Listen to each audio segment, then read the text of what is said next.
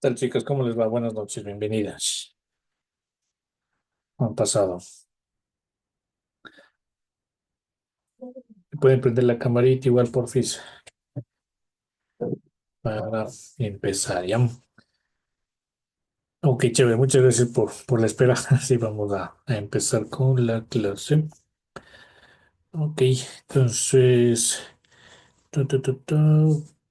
me decían que no habían escuchado mucho el audio de ayer, ¿no es cierto? ¿Lo volvieron a ver? O ya no.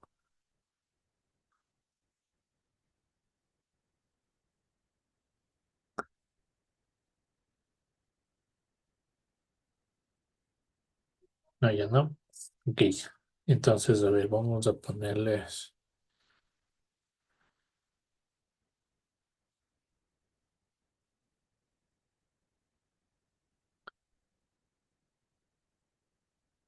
A ver, voy a abrirlas nuevamente.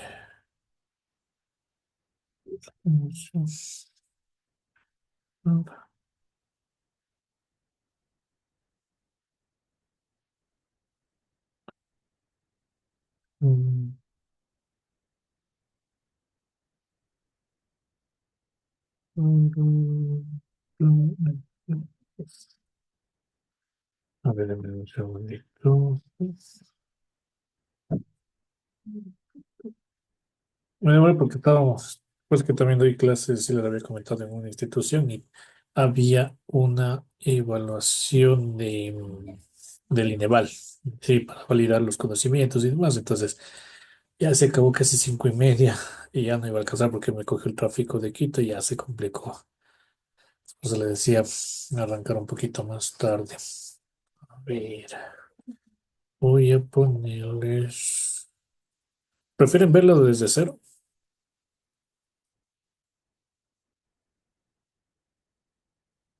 o solo la parte final ya?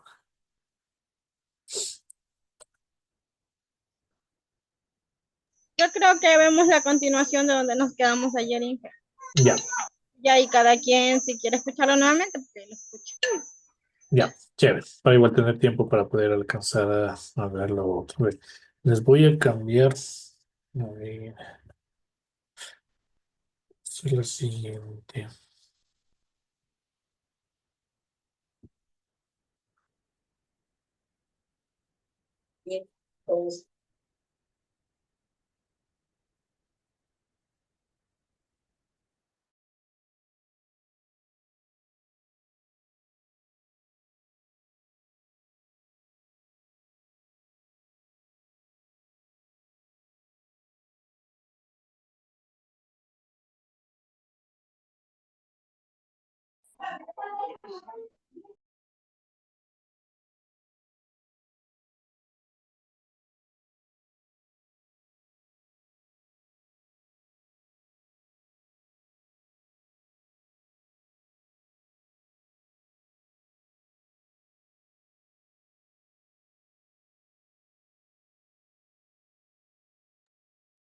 A ver, cuéntame si se escucha ahí mejor ya.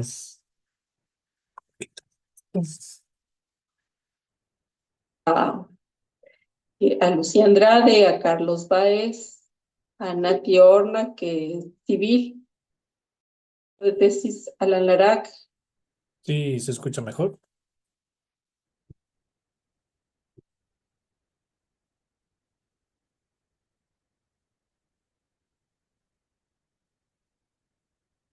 ¿Sí se escuchaba mejor o ya no todavía? Me los pongo otra vez. A mis estudiantes de maestría, Diego Maldonado, de Isiquil,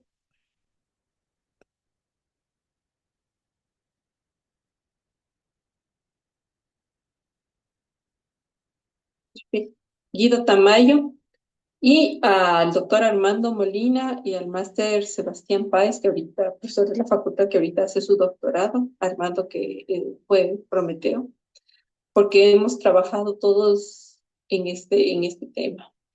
Y claro, unos se van, otros llegan, y yo soy la que siempre está ahí, y por eso tengo toda la información que van dejando, que va aportando cada uno.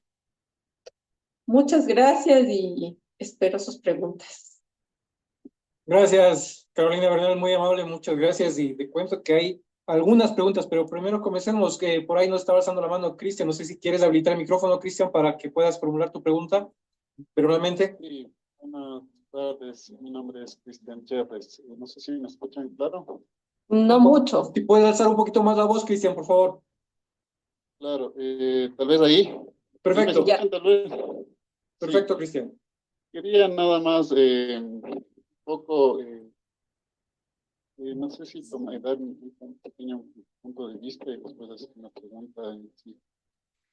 Primero, en relación a los estudios de ley Nestel, según tengo conocimiento, todo lo que se desarrolló en el periodo de ley Nestel fue tomada en cuenta, ¿no? Incluso la ubicación de la obra de captación, que es donde se está viendo más adelante pues, el problema de la erosión. Eh, Según esos estudios que han tenido que duraron varios años, claro, ya fue el desempeño de detalle, la optimización del proyecto en sí, fue elaborado entonces, un poco antes de la producción en sí, pero hay que tomar en cuenta que la implantación del lugar fue básicamente desarrollada por el INESEL. Asumo que ellos mismos dieron esta ubicación como la más óptima, recalcando el punto que decía la doctora, que el volcán, cuando erupcione, los flujos plásticos irán aguas abajo de la erupción. Entonces, y claro, los sedimentos no se pueden mover, eso sí asumo que por eso se nació ese cargo. Ahora, el otro punto que quería hacer tomar en cuenta, que veía en la gráfica, en el 2010 hay esta baja de sedimentos. Hay que tomar en cuenta que el embalse causado por el vertedero que hay en la captación, que es lo que toma el caudal para llevar por el túnel de conducción hasta el embalse. Este vertedero hizo que las velocidades en esta zona antes del vertedero bajaran, ¿no? Se produjo ahí un relleno de sedimentos que duró alrededor. Entonces, este puede ser el punto específico que por qué, dónde están los sedimentos que traen esa curva. En 2010 hay una baja de sedimentos, no se sabe. El tercer punto es que, claro, todo lo que es materiales de lo que se extrajo de ahí fueron colocados en unos rellenos previamente diseñados y autorizados por la entidad competente, ¿no? Entonces, todos esos puntos hay que tomar en cuenta para futuros. Son puntos de vista personales, ¿no? De que yo estuve un poco en la intervención del proyecto, entonces tengo conocimiento de cómo se desarrolló. Finalmente, por este mismo hecho de la velocidad de caudal, entiendo que al acumularse los sedimentos en la zona del embalse, hubo flujo de líquidos blancos, decía en la última vez. Entonces, no hubo sedimentos que compensaran esto en el río aguas abajo y por lo tanto necesitaba ir erosionando para que se compense, ¿no? Estos flujos de lo que antes arrastraba y por la cuestión del embalse que se dio, no arrastró. En la actualidad entiendo que una vez que ya se llenó el embalse, ya está compensado. Actualmente los sedimentos están corriendo. Anteriormente se presentaba, ¿no? Entonces, yo entendería que en sí el proyecto, en sí, la intervención del proyecto, claro, no, nadie que tuvo algún tipo de impacto, tiene que haber algún impacto, pero en el transcurso del tiempo esto ya se fue normalizando desde mi punto de vista y está normalizado. Claro que lo que se duró esto de asolvarse 2 años el sedimento en el parte de la captación tuvo que haber generado y es lo que se está viendo actualmente. Pero actualmente con la desaparición de la cascada San Rafael entiendo que esta dinámica de toda la cuenca se tiene que estabilizar, pero en sí el proyecto en sí ya no tendría tanta influencia como antes. Esa era mi pregunta y mi sugerencia en relación a ser tomada en cuenta para conexiones con lo que están analizando. Muchas gracias. Y cedo la palabra, Carolina. Sí, es una historia muy larga. El INESER comenzó con este proyecto y lo estudió mucho. Eh, pero siempre hay el contexto, primero hay el contexto del cambio climático, todo lo que se había estudiado en el INESEL con los caudales y demás fueron para una época con con unos ciertos caudales y además en el 87 nosotros tuvimos el sismo. Eso llevó a que se replantee el lugar donde se iba a construir la hidroeléctrica. Entonces, por eso se le pone antes del volcán reventador para evitar los flujos de lajares. ¿Sí? Además que no hay que olvidar que la ciencia evoluciona. Todo lo que yo les dije de los caudales de equilibrio no es algo que cuando estaba el INESEL se haya estudiado. Esto es algo muy reciente que ha estado desarrollándose en Francia, especialmente, ¿sí? Entonces, cualquier obra que se haga, se necesitan, sí, los estudios históricos son básicos, pero es necesario que si se le deja un buen tiempo, como se le dejó a esta obra, se le dé una relectura desde los avances de la ciencia. Fueron 30 años que estuvo en carpeta y 30 años en los cuales avanzamos mucho en la investigación y conocíamos más. La cosa, como les dije, no es que no se construye, la cosa es construir, pero conociendo exactamente eh, lo que estamos haciendo y las implicaciones que esto tiene, ¿no? Eso por un lado, lo del el ingeniero Jorge Sevilla, él es un ex empleado del INESEL, ex INESEL. Él en el año 90 ya habló sobre este tema de la cascada de San Rafael como un midpoint que la desaparición de este iba a significar una amenaza importantísima para la hidroeléctrica y que en lo que él se lee, en la ponencia que él hace en el extranjero, dice que en el curso de meses, si desaparece la cascada de San Rafael, llegaría hasta la captación. Entonces esto ya se sabía, esto no se tomó, o sea, los técnicos podemos hablar mucho, podemos analizar las obras, pero si no se llega a la gestión, a las instancias directivas, que son las que toman las decisiones, entonces no sale de ahí. Ahora, ¿qué está pasando? Sí, cuando comenzó la construcción de la hidroeléctrica, lo que sucedió es que el vertedero de excesos y todo el movimiento de tierras que se dio ahí, como dijo, se necesitó 2 años para asolvar eso, pero no se asolvó con cualquier material, sino que se asolvó con material de arrastre, son unos clastos en promedio de unos 10 centímetros, sí, unos clastos bien grandes. Entonces, al retirar ese tipo de material con esa granulometría del cauce del río, lo que nosotros estamos haciendo es que el cauce del río sea más proclive a la erosión, porque los clastos de estos grandes lo que hacen es el acorazamiento que impide la erosión del lecho del río.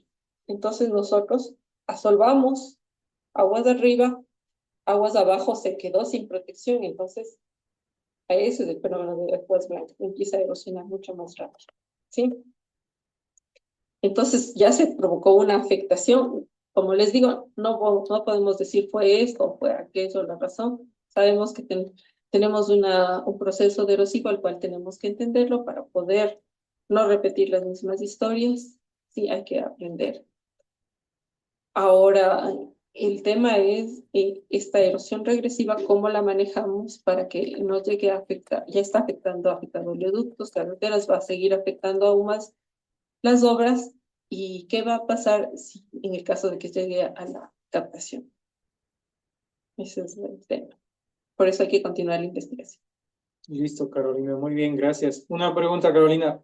¿Te leo las preguntas o tú misma las lees? Déjame que yo lea. Perfecto, dale. ¿Dónde veo? Estás en el chat, creo que en el orden estaríamos comenzando con Freddy Fernando Cañizares. No sé si te ubicaste ya No. en el chat. Ahí, Eddie No. Fernando Cañizares es con quien comienza con los comentarios, preguntas. Ya. Perfecto. Ya. Entonces, Dice, ¿qué acciones concretas o alternativas de solución está realizando la academia en conjunto con las entidades públicas encargadas de mitigar la erosión regresiva, ya que al final del día sigue avanzando? Ya, sí estamos trabajando. Entonces, ¿qué sucedió? Y como les dije desde un principio, formo parte de la Junta Consultiva de SELEC, y estamos analizando o sea, yo soy la única geóloga, el resto son ingenieros civiles de mucha experiencia, que me han permitido aprender muchísimo sobre esto de las construcciones. Hemos estado analizando qué hacer y qué actividades nos podrían ayudar. Entonces, como les dije, lo que nosotros necesitamos hacer es ayudarle al río a que recupere su perfil de equilibrio. El tema es cómo lo hacemos. Por eso se ha planificado algunas actividades, sí, que ya que están desarrollándose, como algunas construcciones. Obviamente, esto de los ríos es un poco de prueba y error, entonces hicimos una obra que no salió del todo bien bueno, no es que hicieron. Yo apoyé en esto de la obra porque yo no soy la que diseña. Y se hizo una obra que no dio resultado, pero yo les decía desde un inicio, hay dos opciones: o nos quedamos viendo cómo se lleva todo el río o planteamos obras, ¿sí? Eso, junto con la Junta Consultiva, solicitamos a CELE que se constituya una unidad ejecutora que tiene a su cargo el diseño y la ejecución de estas obras. Ahí está presente el doctor Edison Heredia, que es un pluviomorfólogo, que conoce mucho de estos temas, y bueno, como les dije, es prueba-error y tenemos que intentar hacer algo, ¿no? Esta experiencia nos debe servir muchísimo para sacar lecciones para los próximos, para otros proyectos hidroeléctricos, no solo en el Ecuador. Ahora, ya, esto es lo que me preguntan del fenómeno de aguas blancas. Entonces, esto es lo que pasó en el embalse, ¿sí? En la captación. Tenemos el vertedero de exceso, ¿sí? Entonces venían las aguas del Salado y del Quijos, ¿sí? Como les dije, ¿se acuerdan de los perfiles de los ríos? Son unos ríos muy erosivos, entonces tienen unos tamaños de clastos, sí, que es bastante grandes, sí. Entonces, al encontrarse con el vertedero de exceso, sí, disminuye, como decía la primera intervención, la velocidad, y esto provocó que se asolven, ¿no? Y que se forman unas islas pero estas islas están formadas por estos clastos grandes. Entonces, cuando el flujo pasa, ¿no es cierto? El agua pasa. Este sedimento que estaba aquí, sí, ya no está presente en esta parte de acá. Este sedimento con estos tamaños tan grandes, sí, lo que hacen es, en la dinámica del río, terminan formando un acorazamiento, una malla, una protección en el fondo del río que evita que se erosione, ¿sí? Entonces eso le da estabilidad al río.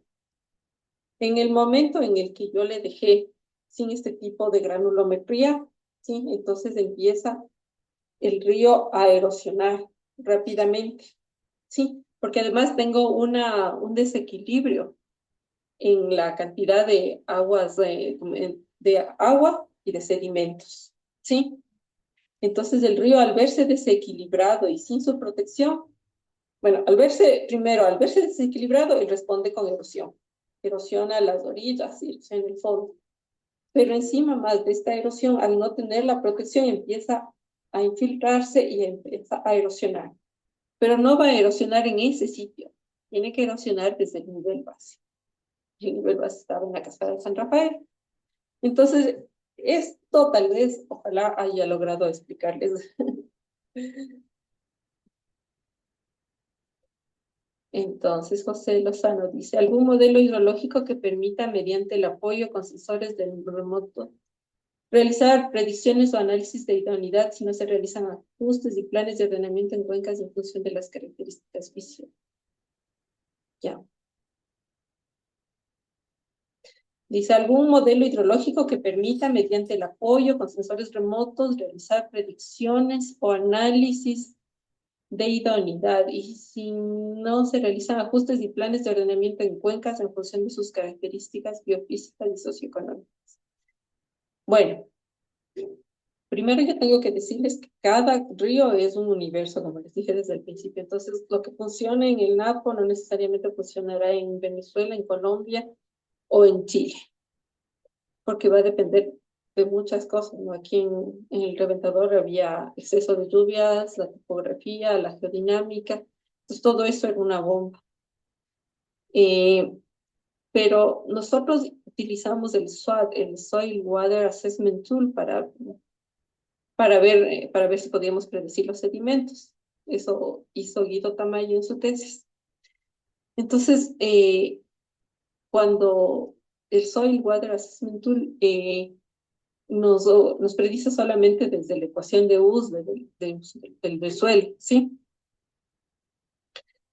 Pero aquí la producción de sedimentos es un poco no es reproducible, porque vamos a tener que de repente se conjugó que hubo lluvias y el terremoto, el temblor. Entonces ahí hay un montón de deslizamientos. Pero puede ser que hay el sismo, pero no hay lluvias. Entonces ahí la cantidad de sedimentos es mucho menor.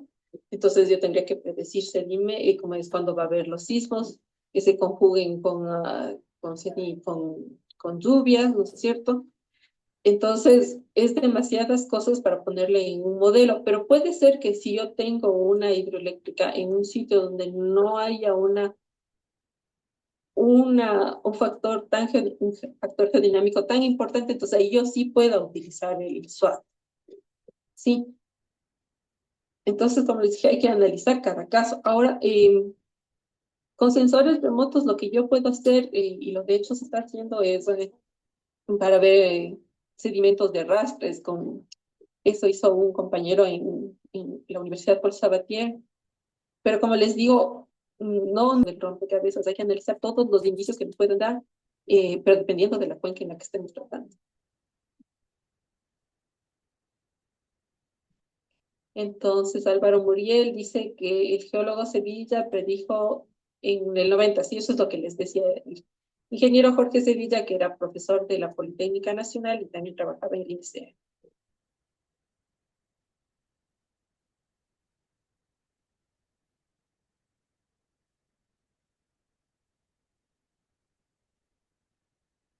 Sí, entonces él decía que era una amenaza para la hidroeléctrica esta cascada. Sí, entonces, por eso les digo, es algo que cuestiona, que los técnicos digamos una cosa, pero el poder político, los que toman las decisiones hagan otra. Ahora, Ángel Andrés. Existen problemas socioeconómicos por el espejo de agua que ha aumentado en el sector de la captación de la hidroeléctrica.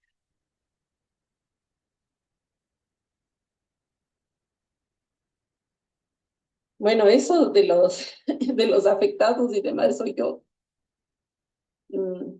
No sé cómo habrá estado planteado el EIA, pero o sea, sí, sí es eso es bien complejo. Por eso digo yo que un proyecto de estos, para ser sostenible, tiene que ser muy bien estudiado para evitar estas complicaciones. Entonces, Cecilia Puertas dice, existen algunos proyectos hidroeléctricos que tienen problemas de sedimentación.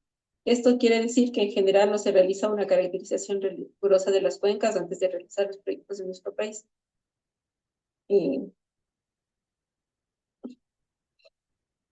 Los nuevos profesionales deben tomar en cuenta esto. O sea, decir que no están pasando las cosas es mentirnos y no querer al país que tenga un desarrollo sostenible. Tenemos que analizar las causas en qué nos equivocamos y ¿Qué debemos corregir?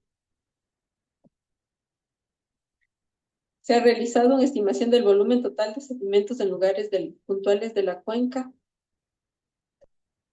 ¿Qué metodología fue aplicada para el estudio del caudal sólido en la cuenca? Se han hecho comparaciones con la metodología. Ya. Entonces, ¿cómo se hacen los estudios con los caudales sólidos? ¿Sí? A partir de los datos que nosotros tenemos estaciones hidrológicas, ¿se acuerdan que les indicaba en los mapas? Tenemos estaciones hidrológicas establecidas sea por el INAMI, por la EMAUS, por la hidroeléctrica, todos establecen las estaciones en función de varias cosas, ¿no es cierto? En función de que controle lo que veíamos, ¿no es cierto? Que controle su cuenca en especial. Entonces, la estación que controla la cuenca del Salar, por ejemplo. Entonces, pues, es justo antes de la junta con el río Coca para controlar todo el sedimento que viene siendo aportado por la cuenca, porque como les decía, hay dos tipos de sedimentos, los de arrastre y los de suspensión. Entonces, los de suspensión son los que nos van a indicar la erosión en la cuenca. Entonces, esos son los que nosotros medimos, ¿no? Entonces, ahí los datos de caudales líquidos, bueno, o sea, sabemos cómo se obtienen, ¿no es cierto? O sea, que tengan ahí estaciones minimétricas, ¿no es cierto? Ahí siempre, ¿no es cierto? Entonces, lo hacen con las salidas de campo regulares que se tienen planificadas, ¿no es cierto? Un cierto tiempo al año, se toma la medida, ¿no es cierto?, del caudal sólido y de ahí esto se extrapola con nuestras curvas, ¿no es cierto?, para ver a un cierto caudal líquido qué caudal sólido vamos a tener, ¿sí? Entonces, eso es lo que se ha estado haciendo siempre. Y eso ya es una metodología establecida que yo la estudié desde mi doctorado en este proyecto del IBAM. Y únicamente se ha seguido con eso, nada más. Ahora, sitios puntuales, como les digo, no es que sea el punto, ahí es donde se toma el dato, sino es cierre de la cuenca. ¿Sí? Ahora, si quisiéramos tener puntualmente, ¿no?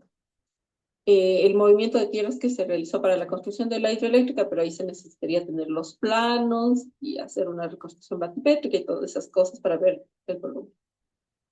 No, esa pregunta no la entiendo muy bien, pero bueno.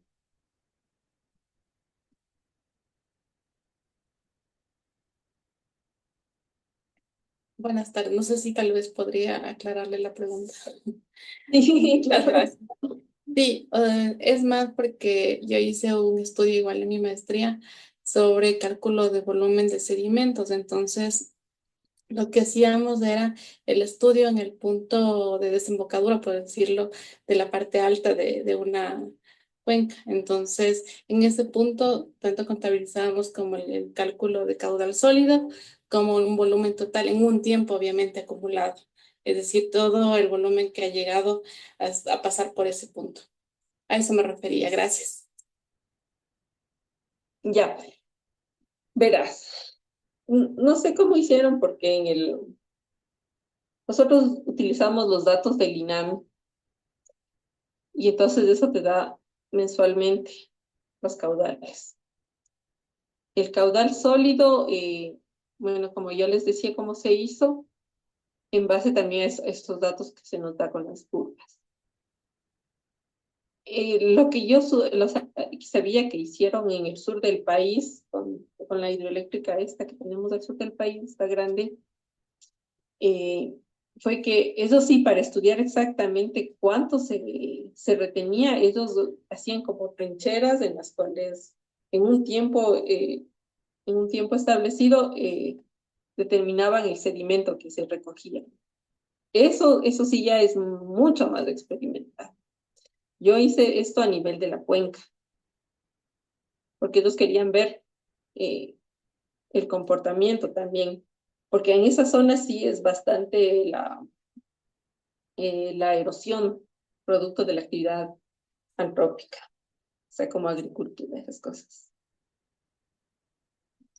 Entonces, Álvaro Muriel dice, propuse como posible tema de grado relacionado con la erosión regresiva y sobre todo los posibles daños que podrían ocurrir en las obras de... Ah, sí. Sí, es muy complicado. Dice, buenas tardes. Si las medidas que se están adoptando no logran contener la erosión regresiva, ay,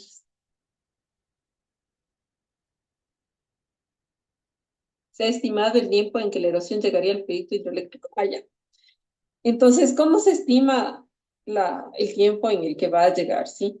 Para hacer esto, tanto la Universidad de Bélgica como el Servicio Geológico de los Estados Unidos y el OCP, por su parte, hizo una consultoría con una empresa, establecieron modelos para saber, para ver escenarios en cuánto tiempo iba a llegar la erosión sin que se haga nada, ¿no? Entonces, casi todos hablan que se puede llegar que se va a llegar a la captación. Uno de los escenarios es que llegue hasta la captación y que aproximadamente es 1 año y medio, 2 años. Pero son modelos, no quiere decir que esto va a suceder, y porque va a depender mucho de cuánta agua caiga, los caudales, de qué tipo de roca vaya, que si por ahí hay una colada de agua con un espesor suficiente para detener al río, son varias cosas. Y entonces por eso les digo, o nos detenemos y dejamos que el río acabe o tomamos alguna medida. Ya. De Marco Moreira.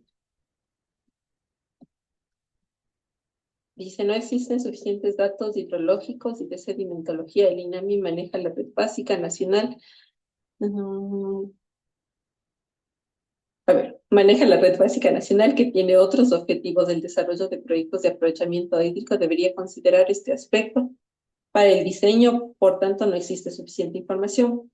El proyecto Coca-Codo instaló estaciones a la par de la construcción para la operación posterior, no para evaluar los diseños. Lo mismo pasa en gran parte de los proyectos construidos en el país, lo que genera una gran incertidumbre en los parámetros de diseño de las obras hidráulicas y los riesgos asociados. A pesar de que son grandes inversiones, conclusión, no se maneja adecuadamente los riesgos y por tanto los resultados están a la vista. Hablando de riesgos hidrometeorológicos, otro tema es el tema de riesgos geológicos. Sí, fue bien complicado trabajar con la información del INAMI porque hay veces en los que no hay dinero en el Estado, entonces se olvidan de pagarles a los observadores y no se tienen datos. Y eso genera lagunas de tiempo que son vitales para el proyecto y que nos pueden dar al traste con todo. Entonces, es básico para todos entender que esta información debería ser súper bien cuidada y tratada el INAMI para poder entender lo que está pasando, ¿sí?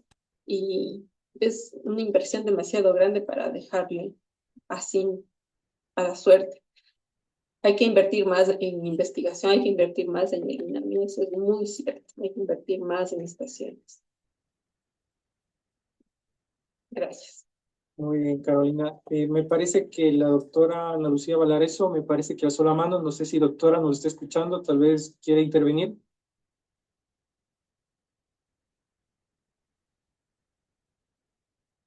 Ok, bueno.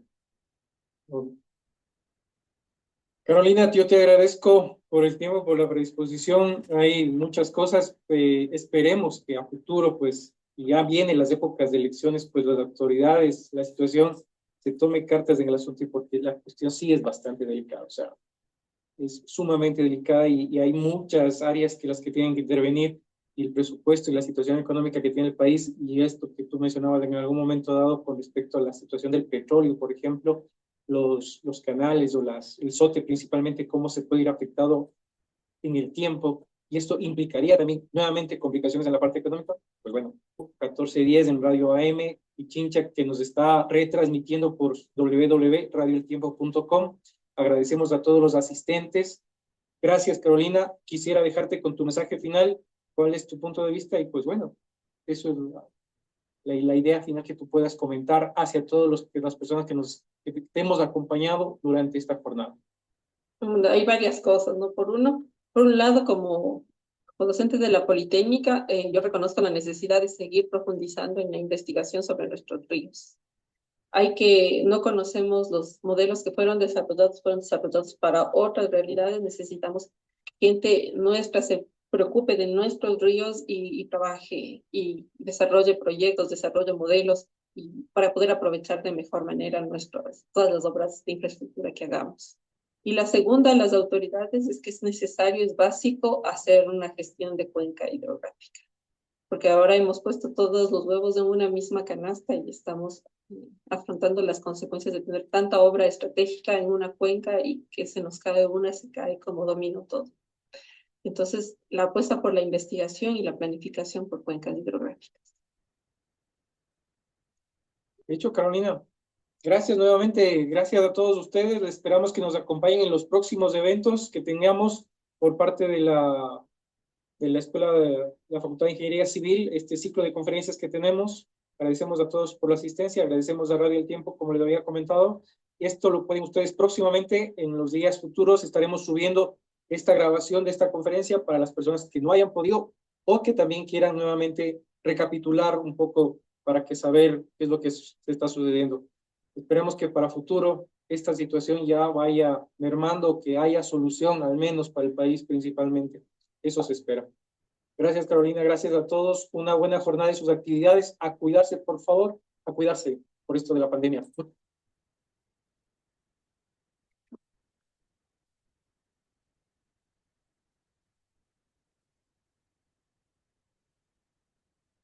Ok, chicos, no sé si se pudo escuchar de mejor manera hoy día.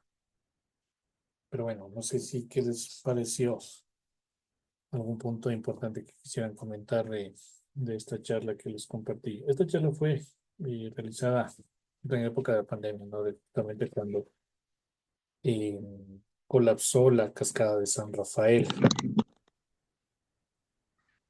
Ujú. No sé si alguien quisiera Ingeniero, comentar. buenas noches. Disculpe, lo que pasa es que tengo demasiado inconveniente con mi internet. Ya 2 veces salgo de clase. Oh, ya, no hay problema, María. Igual, si está subido el video, por si acaso, para que lo vuelva a revisar. Y a veces colapsa el internet. No sé si alguien quiera comentar algo en particular.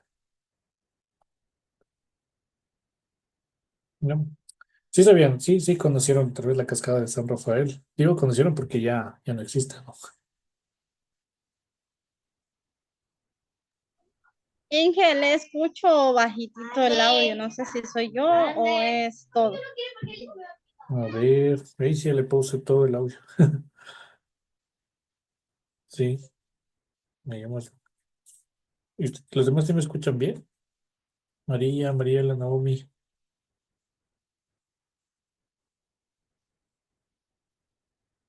Aló, aló. ¿Sí me escuchan? Ahí me escucha Getty. ¿Mejor o no? Sí, qué buenas noches. Sí, Oh, ya, Ahí se le escucha mejorcito ahí. ya, lo que te decía, sí conocieron la cascada de San Rafael. Tuvieron la oportunidad de conocerla. O sabían de su existencia. Getty, ¿sabía? ¿Conoció No, ingeniero, yo no conocía la esa cascada? cascada. ¿De dónde es usted, Mariela? ¿Dónde vive? En Pastaza me dijo, ¿verdad? No, ingeniero, yo soy de Quevedo. Ah, en Quevedo. Ah, ya. Quevedo. Al otro lado, entonces en la parte de la costa. Naomi conoció o supo de la cascada. Aquí estoy yo. ¿O Ketty? ¿Supo de la cascada o conoció la cascada?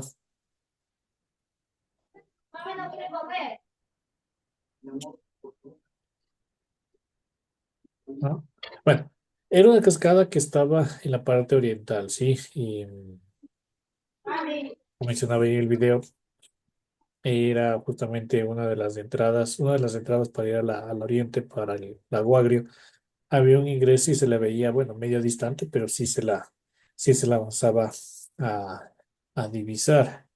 Entonces allí era una cascada de 140, 160 metros, era bastante pronunciada y pues era obviamente un lugar de naturaleza y demás. Que con el tema de la erosión del suelo, del río, obviamente como habíamos mencionado en el río, pues va generando sedimentos y aparte que se aceleró el proceso con la construcción de la hidroeléctrica Coca-Cola Sinclair y como mencionó prácticamente durante toda la intervención, perdón, ¿me decía algo todo mí? ¿No? Ya. Decía con la hidroeléctrica Coca-Cola Sinclair se generó, se aceleró el proceso de erosión de todo ese sector. Como consecuencia, hubo un socavón, ya no cae el agua a través de una cascada, sino unos cuantos metros más atrás, el agua cae, pero ya no es visible y pues esa cascada desapareció con todos los efectos que eso conlleva. Adicional a ello, pues, bueno, no sé si habían escuchado las noticias, pero en la vía cerca del oriente, o sea, en esta parte norte, la vía cada vez está un poco más erosionada y cada vez más erosionada, o sea, la parte del cercana al río, porque obviamente este río lo que va haciendo es llevándose esa cantidad de tierra y pues cada vez se está haciendo un hueco. Incluso en la época, creo fue en abril o mayo del 2020 hubo una ruptura del OCP, del sistema que transporta el petróleo del Ecuador, y hubo un derrame considerable. Y obviamente por la época que era pandemia, pues no había mucho el tema de movilidad y pues hasta actuar y todo, pues fue un tema bastante complejo. ¿Sí? Y, entonces, es por una mala gestión de una cuenca hidrográfica. ¿Sí? Se le está aprovechando y se le está utilizando para todas las actividades. Está la hidroeléctrica, está el campo ganadero y pues no hay un adecuado control y a pesar de que hay estudios técnicos que mencionaban desde la época de la década de los 70, o sea, son casi un poco más de 50 años que ya están, que se han venido realizando estudios en toda la parte del río Coca, del volcán Reventador y demás, que concluyeron de que esa zona no era para una construcción de hidroeléctrica. Sí, recuerdo que también por la época mencionaron una investigación de igual manera que todas las consecuencias que conllevó esta construcción desde el punto de vista técnico, sí, que obviamente se había tenido un buen aprovechamiento por el recurso hídrico y demás, pero no necesariamente por esa razón se debe construir, o al menos no, incluso como mencionaba con la parte de las edificaciones, que es más la parte civil, la obra civil, que tenía ya ciertas complicaciones, ¿sí? Entonces incluso mencionaban que hay fisuras en la hidroeléctrica, en las edificaciones, en toda la represa, y porque obviamente está reteniendo una gran cantidad de agua, ¿sí? Entonces, pese a ello, pues igual, en esta época, en un tiempo en el que Coca-Cola Sinclair, al funcionar casi el 50% de su capacidad, pudo abastecer alguna parte, gran parte de la época de los cortes de energía, ¿sí? De hecho, por esa razón bajaron los cortes de 14 horas, bajaron a 12, a 8 porque Coca-Cola, toda esta cuenca empezó a tener mayor cantidad de lluvias y pues obviamente incrementaron el nivel, ¿sí? Entonces, con todas las complicaciones, pues igual operan. Actualmente gran parte de las hidroeléctricas ya están muchos metros sobre el nivel mínimo, 30 40 metros. Masar, por ejemplo, que es la parte centro del oriente, está ya con muchos metros sobre el nivel. Y pues, ¿por qué? Se esperaba que llueva durante varios días y es lo que está aconteciendo en esa zona. ¿Sí? Ese ciclo hidrológico se está quedando en esta zona y pues obviamente se está recuperando este tema del aprovechamiento hidroeléctrico. ¿Sí? Entonces, obviamente hay muchos datos técnicos y por tiempo y por el nivel de profundidad, pues obviamente no lo vemos con detalle, pero sí les quise compartir justamente para que sepan que tras un diseño, tras una gestión de una cuenca, es muy importante considerar toda la parte técnica. Obviamente, esto está haciendo una tecnología que sepan. Hay incluso una tecnología que habla exclusivamente de la gestión del agua. Entonces, realmente se ve con más detalle, como ustedes vemos un poco más general, pero que ya tengan una idea clara de lo que conlleva una cuenca hidrográfica, ¿sí? No es solamente de explotar y listo. A pesar de que es un recurso renovable, el recurso hídrico, pero hay que considerar que es un ciclo, el del agua, que puede haber movimiento y demás. Entonces, eso les quería comentar. No sé si quisieran decirnos algo del video, de algún problema similar que hayan escuchado. ¿No? Naomi, ¿sí, se había escuchado la, la cascada de San Rafael o no? No, ingeniero, no he No, escuchado. no le habían escuchado. A ver, bueno, a ver si le voy a poner acá para que vean, compartir pantalla. ¿De dónde es? ¿Dónde era usted, Naomi? ¿Dónde estaba ahorita?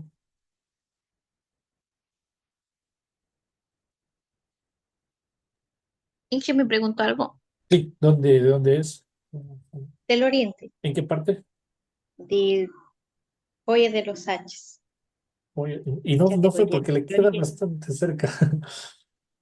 Ah, la cascada de la que se extinguió, ya no había agua, pues. Ajá. Sí, sí, sí, sí, ya recuerdo. Sí, fíjese, como dice la Joya de los Sánchez, claro, o sea, es relativamente cerca, pero tampoco está tan cerca, ¿no? Porque para irse para allá es cruzarse por todo el Ujú, Aguadre y llegar hasta acá, ¿no? Y sí. más lejos por acá por Loreto. Pero justamente aquí, esta es la cascada, la que ya desapareció. Entonces, pues se dice cascada de San Rafael, desaparecida. Y bueno, veamos si es que hay alguna imagen por aquí. Entonces se la podría ver así, un día despejado, ¿sí? Era bastante interesante el camino. Bueno, el camino obviamente todavía lo hay, pero ya no está la que fíjese hace 4 años. Ahí está un video incluso de cómo que no se escucha. Eso debe ser el camino que estaba por allá y pues bueno, esas son las imágenes que están, ¿sí? Esto, fíjese cómo estaba, ya no hay cascada, ¿no? O sea, ya no está totalmente seco esa zona. ¿Sí? Y pues obviamente las consecuencias que conlleva es que obviamente aquí está el río, el río Coca, justamente el río Coca es el que tiene esa pendiente. Recuerden que el agua va desde la parte alta, que es la sierra, y se une. Sí, aquí es la unión del Salado con el Quijos, el río Quijos con el río Cascabel. Sí, se unen y forman el río Coca. Y pues ese río Coca sigue su trayecto por toda esta pendiente. Casi, casi como límite provincial es ese río, ¿sí? Entonces, acá está el volcán Reventador, ¿sí? De hecho, es donde nace prácticamente todo este sector de la cuenca, pero con volcán Cayambe es este de acá, y el Reventador está un poquito más acá arriba. Aquí está el Reventador, justamente, que también obviamente tiene su actividad eh, eruptiva. ¿Ya? Entonces, esta es la cascada que desapareció. La vía que está aquí cerca, ¿sí? Esta vía sufre la erosión del río Coca.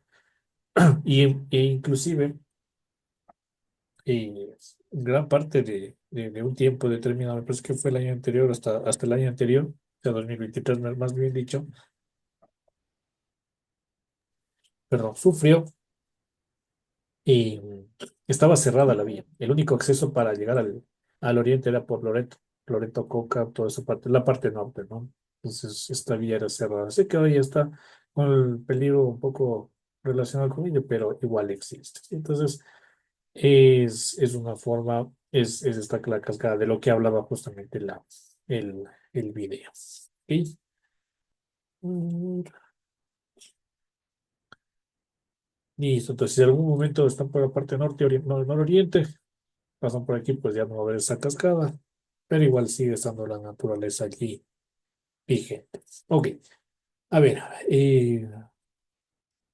estaba viendo ahorita mientras ustedes estaban viendo el video, que no me han hecho muchas actividades, obviamente tienen todavía mucho tiempo, pero vamos utilizando lo que nos queda a ver, casi media hora que nos queda de la clase para completar, ¿sí? Incluso ya están tres de las gamificaciones, ya les voy a subir unita más que quedó pendiente. Eh, a ver, ¿qué tareas tienen para la siguiente semana? Y entonces está primero la exposición, que recuerden que tienen que subirla hasta el día martes. Acá, pues ya tiene los temas, ustedes lo van a subir hasta el día martes a las 7:30. Se acaba como si tuviéramos clase. Aparte de la exposición está la evaluación del PEA. Eso está un día antes. Si quieren hacer ahorita la evaluación del PEA, pues pueden hacerlo ahora. De hecho, les recomendaría que lo hagan. Es bastante sencillo, 30 minutos y ya no tienen actividad adicional. Tiene la tarea uno de poner 3 ejemplos de cada uno de los tipos de cuencas y esto está habilitado para el día martes hasta las 7:30. Adicional está, bueno, las exposiciones que lo pueden cargar aquí, el video. La evaluación de la unidad uno ya está cargada y ustedes lo pueden resolver. Está de hecho desde las 6 de la tarde hasta el próximo día, martes 21 a las 7:30. Está únicamente 1 hora porque son solamente 30 preguntas, entonces no lo lleva mucho tiempo. ¿Ya? Estas pruebas son de navegación libre. Sí, el examen final sí es de secuencial y no pueden retroceder las preguntas. La tarea 2 también lo pueden adelantar ahorita. Si es que escucharon toda la conferencia, pues hay que hacer un ensayo de al menos 2 páginas referentes a este tema. ¿Sí? Si ustedes lo pueden hacer obviamente en documento, lo pueden subir en Word o en PDF, no hay ningún problema. Y pues hasta aquí digamos que son las tareas de esta semana, ¿sí? Recuerden, lunes y martes no vamos a tener clase para que obviamente vayan adelantando estas tareas, ¿sí? Entonces, allí pueden desarrollar, ¿ok? Las evaluaciones de las exposiciones pues estarán habilitados desde la siguiente semana y pues ahí recordaré. Dígame, Ketty. Inge, vamos a hacer hasta las 8:30. Sí, hasta las 8:30. Ahorita que aprovechen el tiempo para hacer Ya. cualquiera de estas actividades. Aprovechen ahorita. Bueno, usted Ketty, la única que me ha hecho la tarea, la evaluación del PEA. Pero puede adelantar la tarea uno, la tarea 2, adelantar la exposición, para que Sí, obviamente no se les sí, haga no, lo que pesado. pasa, Inge, que a las 8 yo tengo una reunión. Oh, ya, ya. Por eso le preguntaba. Sí, sí, ahorita Por, vamos a también es dejar por Zoom. de. Ajá. Sí, ya, pueden nomás salir. A ver, ahorita voy a Ya, ponerlo. Inge, listo. Listo, no sé si tienen tal vez alguna otra pregunta. No. Entonces, manos a la obra, yo les voy a dejar, voy a estar aquí, para cuando tengan alguna otra pregunta, pues me la hacen sin ningún problema. Y pues vamos adelantando en eso. Sí, utilicen estos 30 minutos que tenemos de clase adicional, pues para que puedan, si quieren hacer la evaluación del PEA, creo que va a ser más sencillo porque son únicamente 30 minutos y la pueden hacer, ¿ya?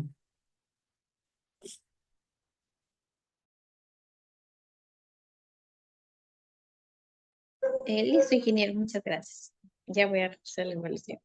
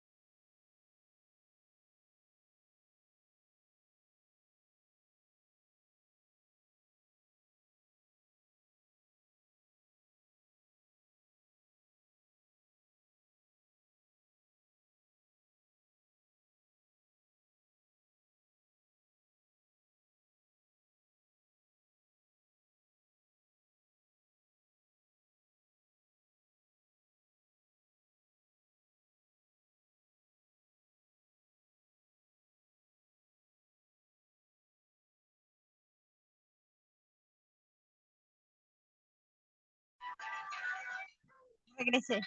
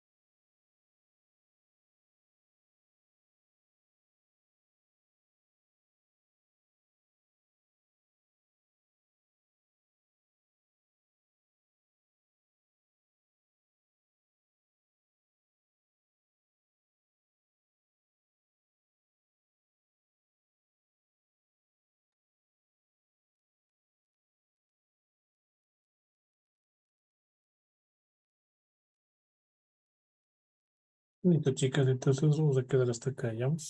Entonces, mucha suerte en las tareas y nos vemos el día miércoles. Si no se olviden, lunes y martes también para que lo hagan. Y Mariela, no hay problema ahí para que revise el internet para que pueda hacer las actividades, ya. Muchas gracias. Tengan una Listo, buena ingeniero. noche. Igualmente. Pasen bien, estamos conversando. Cualquier duda me dicen nomás, ya. Hasta luego.